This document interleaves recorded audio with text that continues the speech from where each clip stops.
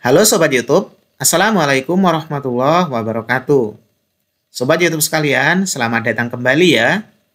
Di kesempatan kali ini, saya akan coba berbagi informasi, tips, serta trik gimana sih cara mengajukan sanggah untuk yang seleksi administrasi P3K Kemenaknya itu tidak lolos.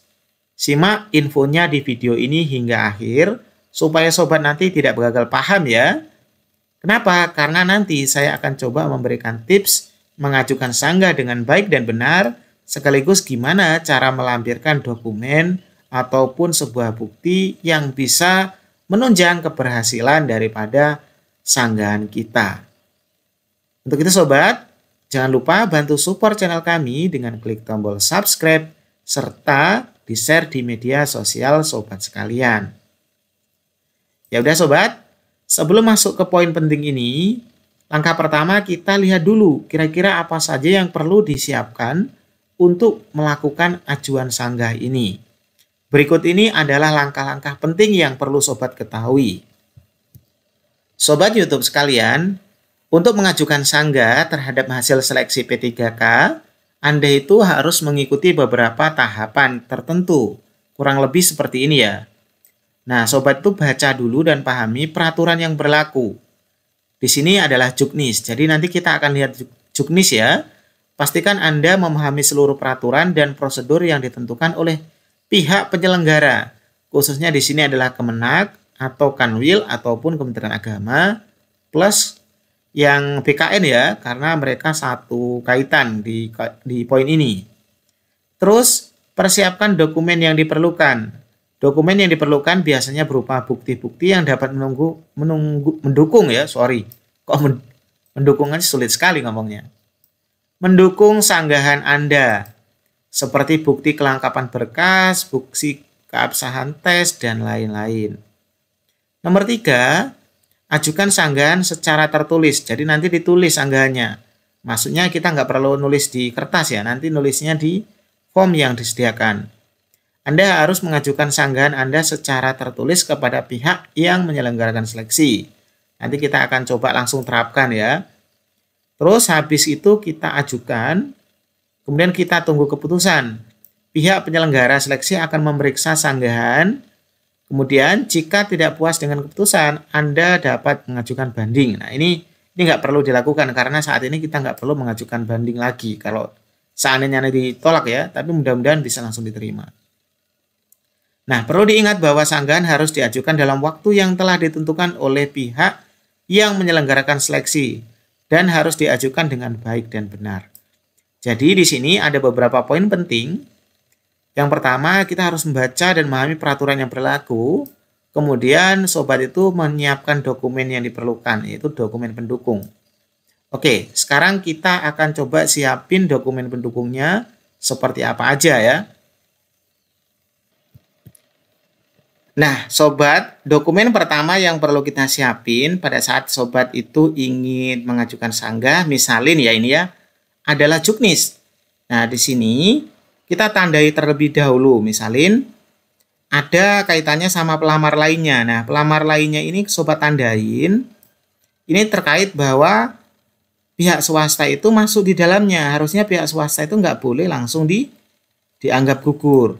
Mungkin bisa dikasih penjelasan lain harusnya ya, tapi karena tadi di sana dianggap misalkan si swasta itu nggak bisa atau langsung dianggap gugur, kasih penjelasan. Sebenarnya pelamar lainnya ini di dalamnya masuk pihak swasta. Di sini juga diterangkan bahwa sebenarnya nggak perlu terdaftar di Kementerian Agama karena masuk pelamar lainnya. Yang dibutuhkan di sini hanya punya pengalaman kerja yang relevan. Nah, sobat bisa mengambil bukti ini. Nanti kita screenshot ataupun kita misalkan PDF-kan ya nanti untuk dikirim atau dijadikan bukti. Nah, problemnya di sana tadi itu nggak ada tempat untuk upload. Nah, caranya gimana? Seperti berikut ini. Sobat, nah, kita lihat dulu di sini halamannya itu 408 halaman. Jadi kalau kita upload semua nanti terlalu besar ya. Jadi caranya kita ambil aja dokumen pentingnya aja. Misalnya di sini kita ambil itu halaman 1, halaman 2 sampai halaman 3 aja misalin ya, atau halaman 4 lah. Kita ambil contohnya halaman 1 sampai 3. Jadi kita ekstrak dulu. Kita pakai halaman 1 sampai halaman 3.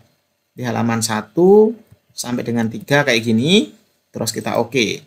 Maka nanti yang ada itu cuma halaman 1, 2, 3 yang akan kita jadikan pendukung. Perlu dipahami nanti di poin pentingnya tadi, yang ini sobat kasih tanda ya. Ini kasih tanda tertentu, terserah tandanya apa, misalin dikasih tanda kayak gini juga boleh ya. Bahwa nanti menunjukkan bahwa ini adalah kaitannya sama yang kita akan coba sanggah gitu. Setelah itu kita simpen sobat sekalian. Kalau sudah selesai kita coba save ya. Kita save. Nah, kita kasih nama terserah lah misalnya ya. Kita coba masuk di mana ya? Oke, di sini aja kita contoh misalnya ya, contoh daripada sanggah. Nah, misalnya tak kasih judul kayak gitu ya, saya simpan. Berarti dokumennya 1 sudah kita siapin. Sekarang kita simpan dulu dokumen ini ke dalam bentuk link yang mana kita simpan di drive. Nanti dari drive itu kita ambil linknya. Oke sobat sekalian, berikut ini adalah langkahnya. Nah sobat YouTube sekalian, sekarang kita buka Google Drive-nya kita ya. Kemudian yang file tadi kita upload di Google Drive. Jadi seperti ini. Kita upload di sini ya. Tujuannya apa? Tujuannya kita ingin ambil linknya. Nah misalnya kayak gini ya. Kita tinggal ambil linknya aja sobat sekalian. Nah, di sini dapatkan link seperti ini.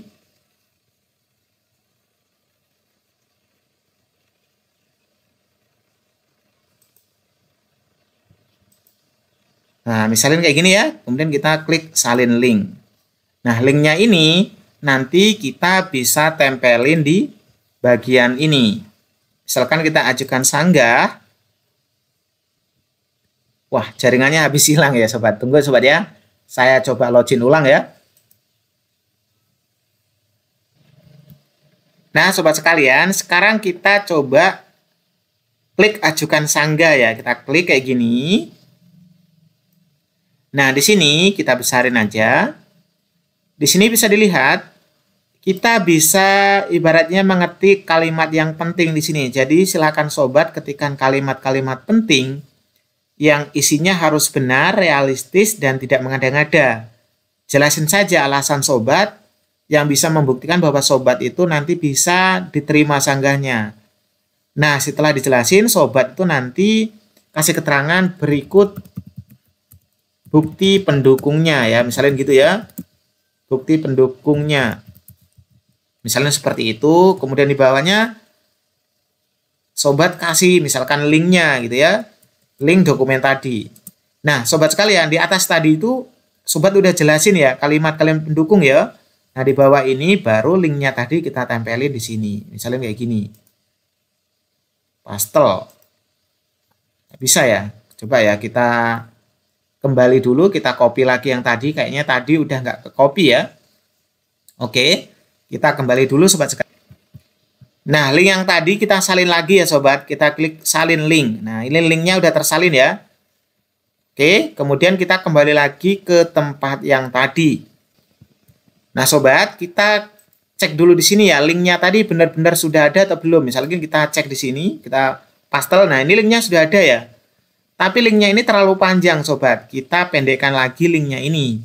Jadi, kita coba pendekkan di short URL dulu ya. Short URL misalnya gitu, supaya lebih pendek aja, terus nggak memakan banyak kalimat ya. Kita pastel, terus kita pilih short URL. Nah, kita bisa copy ini kalau seandainya bisa di copy atau pastelkan. Cuma kalau nggak bisa, nanti kita bisa tulis langsung ya. Kita coba copy. Udah tercopy ya? Oke, sekarang kita kembali ke tempat tadi yang ini. Kita coba pastelkan di sini. Nah, berikut ini bukti pendukungnya. Nah, ini linknya. Misalkan ini tulis link 1 gitu ya. Ini tentang apa? Misalnya ini ya. Juknis misalnya. Kayak gitu.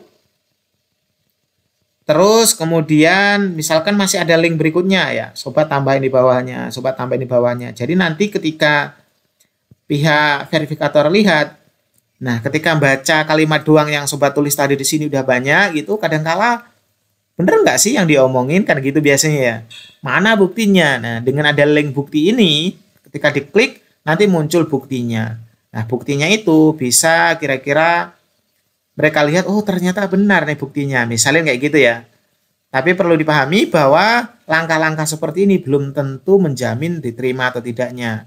Semuanya tergantung tim verifikator itu sendiri, sobat sekalian. Jadi kayak gitu sobat ya. Jadi mengisi form sanggah dilengkapi dengan bukti-bukti pendukung. Jadi kalau mau melampirkan data, di sini nggak ada form untuk melampirkan. Jadinya hanya ada menyisipkan kalimat. Oleh karena itu kita siapin aja sebuah link yang terhubung dengan bukti tersebut.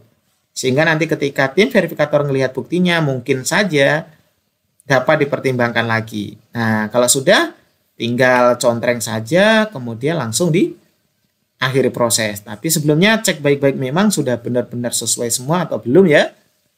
Gitu sobat. Nah, Sobat YouTube, sekali lagi saya ulangi, langkah-langkah yang diberikan ini hanya membantu Sobat untuk mengajukan sanggah yang mana bisa melampirkan file pendukung ya, bisa melampirkan PDF, gambar, dan lain-lainnya. Sekali lagi saya ulangi lagi, untuk diterima atau berhasilnya nggak bergantung sama langkah ini. Itu tergantung sama bukti yang Sobat berikan, plus dengan tim verifikator itu sendiri. Jadi kalau misalnya tim verifikatornya itu dari Kanwil, bisa saja sobat itu memang menghubungi langsung ke Kanwil, baik via WA, datang langsung, sebelum mengajukan sanggah ini. Karena ada beberapa Kanwil yang kemarin tuh memang mengizinkan untuk swasta itu daftar, tapi ternyata tim verifikator di situ ngeklik bahwa atau memberikan keterangan di sini swasta itu nggak bisa ya, karena alasan mengabdi pada swasta, akhirnya gagal administrasi atau tidak lolos administrasi. Oke sobat, saya kira cukup sekian. Mudah-mudahan informasi sederhana ini bermanfaat. Assalamualaikum warahmatullahi wabarakatuh.